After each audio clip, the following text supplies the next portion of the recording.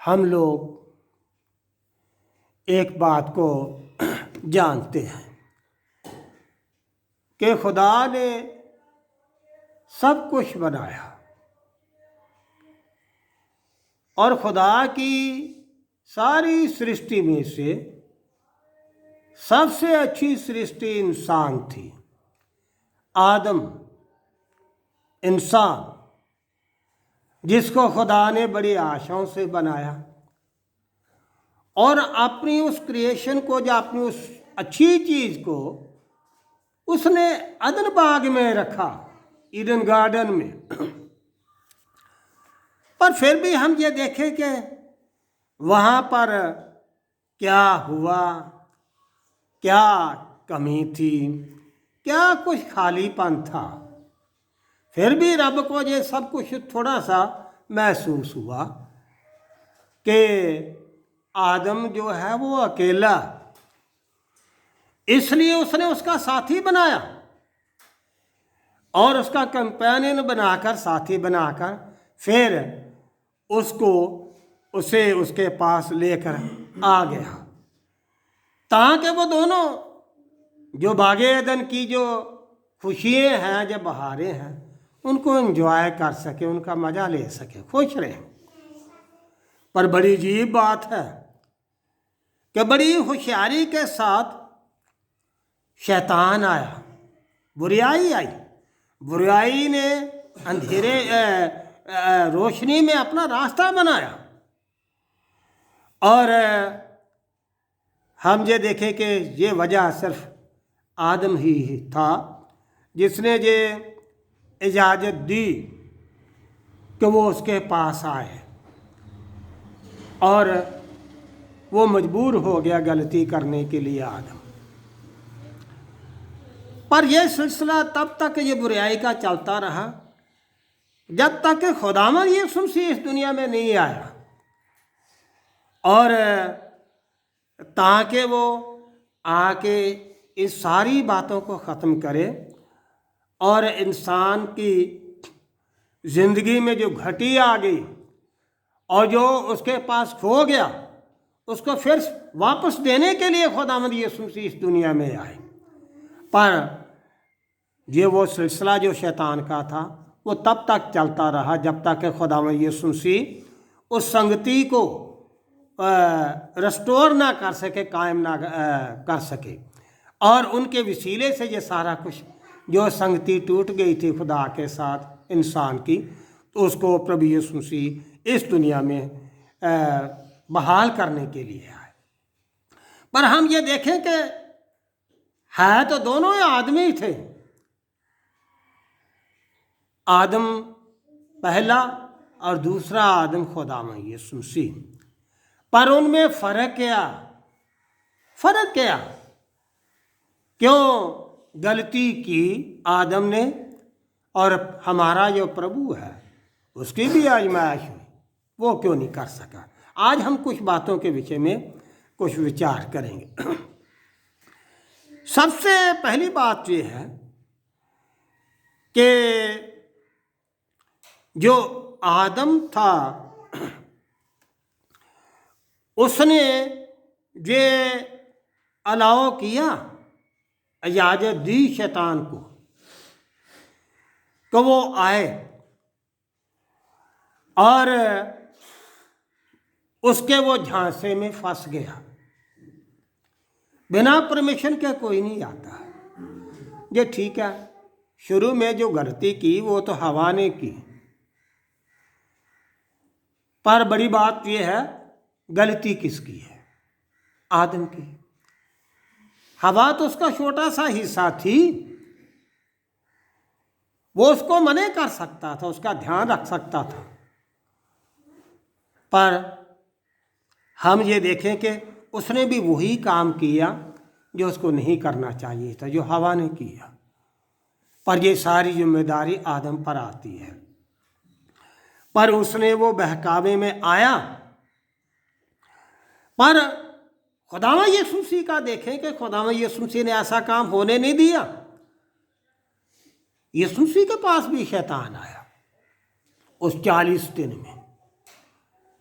शैतान ने कितना जोर लगाया, कितनी सलाहें दी। हवा को तो या आदम को, हवा को तो एक ही बात कही, पर यीशु मसीह के सामने कितनी बातें रखी। जरूरत की चीजें, तू इन पत्थरों को क्या रोटी बन जा। पर यीशु मसीह ने ऐसा नहीं किया, उसने शैतान की बात नहीं मानी।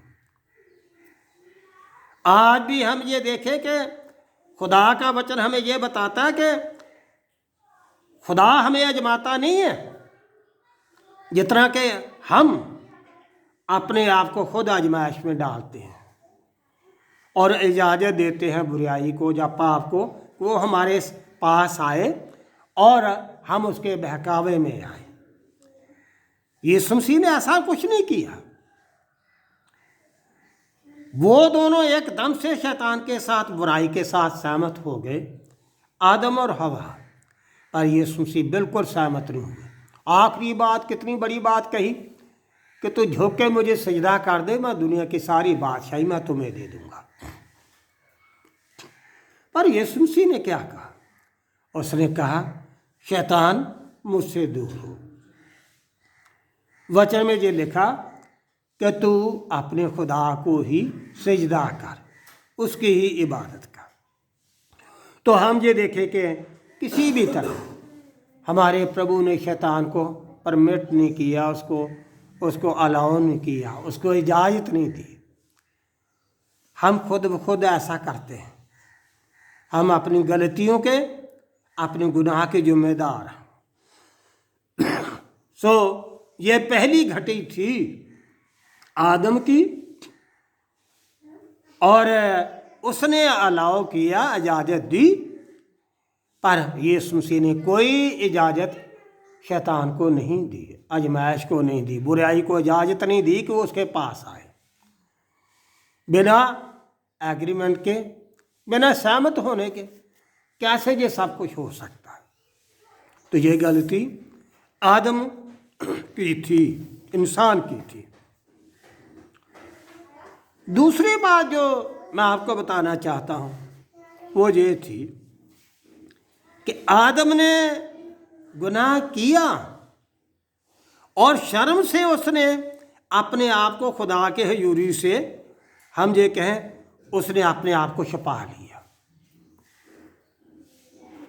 आप ये देखें कि खुदा ने क्या कहा, आदम तू कहाँ है? उसने ये नहीं कहा कि हवा तू कहाँ है, आदम तू कहाँ।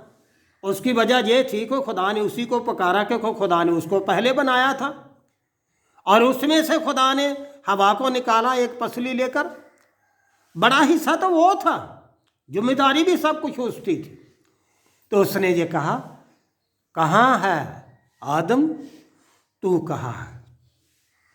तो हम ये देखें कि वो शर्मसार था, शर्म आ रही थी, उसको डर भी लग रहा था। और बाइबल में लिखा, यहाँ पर डर है तो वहाँ पर पाप है, गुनाह है। उसकी हिम्मत नहीं थी कि वो खुदा के सामने है। उसने अपने आप को खुदा के हजूरी से छिपाया, और इसलिए वजह क्या थी कि वो नंगा था।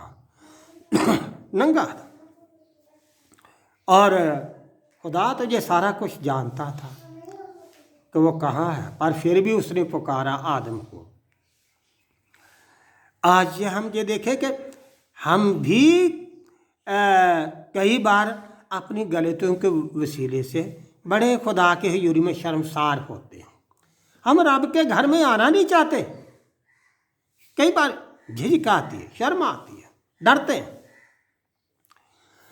और यही हालत उसके साथ, आदम के साथ हुई। उसने जब ये कहा कहाँ है, तो उसने अपने आप को छिपाया हुआ था, छिपाए हुए थे, छिपा हुआ था। और वो भी बाग के बीच में उसने कहा, तेरी आवाज़ सुनी और मैं डर गया और मुझे शर्म भी आती है। तो खुदा ने ये कहा, क्यों, कैसे, तू कैसे, तुझे किसने बताया कि तू नंगा है? या तुझे ये शर्म ये सब कुछ ऐसे क्यों हुआ? पर आप सब जानते हैं कि आदमी ने क्या कहा। पर उसके उलट हम देखें खुदावंद यीशु मसीह को, कि उसने कभी भी अपने आप को ऐसे झांसे में, पाप के झांसे में आने नहीं दिया। अपने आप को पाप के झांसे में कितनी चालाकी से शैतान ने हवा को फंसाया, गुमराह किया, अपने झांसे में वो ले आया। पर यीशु मसीह ऐसे झांसे में नहीं फंसा, कभी नहीं वो फंसा। आज भी देखें कि शैतान हर तरीके से हमें आजमाता, झांसे में, या हम ये कहें कि बड़ी चालाकी में वो हमें फंसाना चाहता, फंसाता रहता, करता ऐसा काम करता रहता। पर यीशु मसीह उसके झांसे में नहीं आया। और भले के ज़िंदगी में कितनी भी उसके मुश्किलें आई, आप ये देखें कि कितना यीशु मसीह को परसिक्यूट किया गया, कितने दुख आए, कितने लोग बातें करते थे, दोष लगाते थे, पर यीशु मसीह कहीं पर भी घबराया। यहाँ तक सलीब तक भी खुदावंद यीशु मसीह ने कभी अपने परमेश्वर को, अपने बाप को उसने बुलाया नहीं, और शैतान के झांसे में नहीं आया। और ये कितना बड़ा फ़र्क है। हालात कई बार इंसान को मजबूर करते हैं, पर यीशु मसीह पर भी ऐसे हालात आए, पर उसने तो अपने रब को कभी नहीं छोड़ा, उसने तो कभी ऐसा काम किया नहीं। कई बार हम ये कहते हैं, बहाना बनाते हैं, हमारे हालात ही ऐसे थे, करते क्या जी? नहीं, पर यीशु मसीह ने कभी भी, चाहे कितने भी मुश्किल हालात क्यों ना आए हो, उसने कभी भी ऐसा काम नहीं किया कि यीशु मसीह शर्मसार हो। तीसरी बात मैं आपको बताना चाहता हूँ आदम के फेल होने की। आप ये देखें कि वो जिम्मेदारी थी कि वो अपने गुनाह को कबूल करे, पर बनिस्बत के अपने गुनाह को कबूल करे, आदम उंगली उठाता है। किस पर? वो भी खुदा पर। तूने जो मुझे औरत दी थी, उसने मुझे ये बहकाया, और वो अपनी जिम्मेदारी से भाग रहा, वो इनकार कर रहा। ये जिम्मेदारी थी कि वो खुद भी संभलता और अपने साथी को भी संभालता, पर वो अपनी जिम्मेदारी से, अपनी रिस्पॉन्सिबिलिटी से वो भाग रहा। वो कहता, तूने जो मुझे औरत दी थी, उसने मुझे ऐसा कहा और मैंने ये खाया, पर उसने अपनी कोई गलती कबूल नहीं की, बस उंगली उठाने में लगा रहा। औरत भी आगे, हवा भी आगे उंगली उठाती रही, तो उन्हें जो सांप बनाया। तो आप ये देखें कि कितनी भारी गलती है। हाँ, गलती अगर वो कबूल करते तो शायद खुदा बाप उनको माफ़ कर देता, पर गलती तो उन्होंने मानी नहीं। दूसरी तरफ हम अपने खुदा में यीशु मसीह को देखें कि उसने अपना गुनाह तो, उसने तो कोई गुनाह नहीं किया, पर आप ये देखें कि उसने सारी दुनिया के गुनाहों को, सारी दुनिया के दोषों को अपने ऊपर ले लिया, अपने ऊपर ले लिया। और लोग उस पर उंगलियां उठा रहे थे। सलीब पर क्या हो रहा था? लेकर उतरया है, हम तुझे मसीह कबूल कर लेंगे, तूने इतने दुनिया को बचाया, मुर्दे जिंदा किए, अब तू उतर के बता और हम तुझे मसीह कबूल कर लेंगे। पर कितनी उंगलियां उठा रहे थे, पर यीशु मसीह वहाँ पर खामोश रहे। आदम उंगलियां उठाता है दूसरों पर यीशु मसीह पर लोग उंगलियां उठाते हैं, तो यीशु मसीह सलीब पर बड़ा साइलेंट, सब कुछ सुन रहा। उसने कोई किसी पर उंगली नहीं उठाई। ये कितनी भारी, हम ये देखें कि ये गलती है आदम की, कबूल करने के बजाय उंगली उठा रहा। हम भी कई बार ऐसा करते हैं, पर हमारा प्रभु देखो कितना फ़र्क है उसकी पर्सनालिटी में।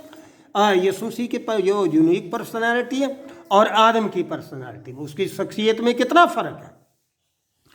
तो हम ये देखें कि प्रभु बिल्कुल अपने दुखों में खामोश है। दुनिया उंगलियां उठा रही है, बातें कर रही है, पर हमारा प्रभु बिल्कुल फर्क चुप है।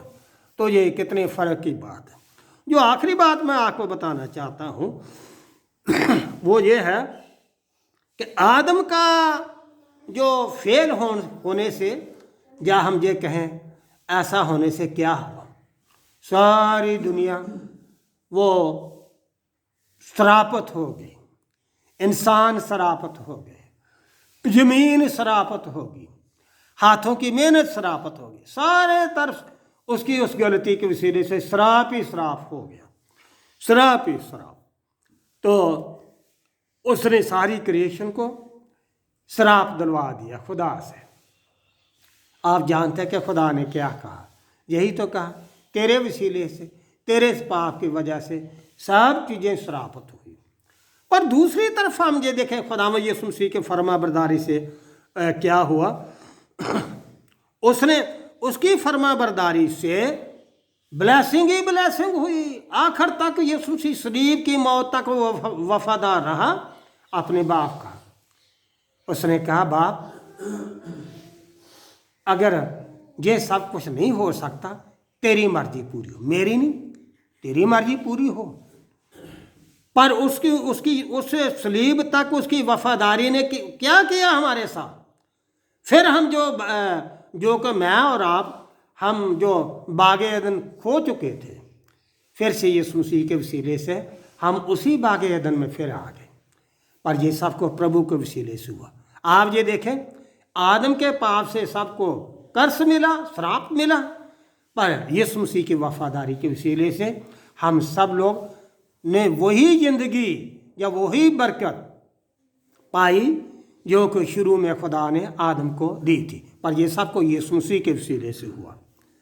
आज हम ये देखें कि दुनिया के लोग एक बड़े चौराहे पर खड़े हैं और जिनकी बड़ी बड़ी आशाएं और बहुत बड़ी बड़ी आशाएं, पर उन आशाओं में हम ये देखें कि ये दुनिया की सारी आजमाइशें और ख़तरे हैं।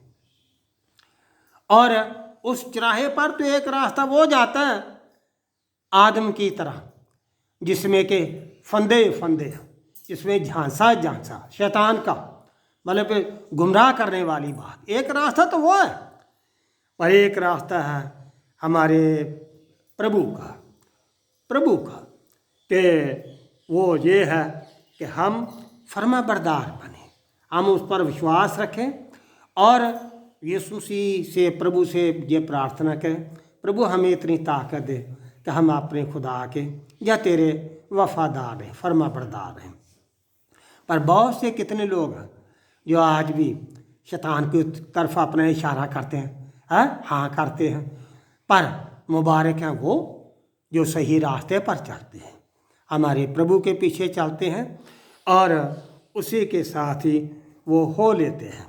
वो हमारी ज़िंदगी का बड़ा हम सफ़र है और वो मुबारक हैं जो प्रभु का साथ लेते हैं और उसी की तरह फर्माबरदारी करते हैं, और जो प्रभु पर विश्वास करते हैं उसकी फर्माबरदारी के रास्ते पर चलते हैं, तो सचमुच में वो सब फिर से उसी बेहश्त में जाएंगे, उसी बागे अदन में जाएंगे जिस बागे अदन में खुदा ने मुझे और आप सबको वहाँ पर बहारों के लिए, खुशियों के लिए रखा। खुदावंद आप सबको बड़ी बरकत है। आमीन।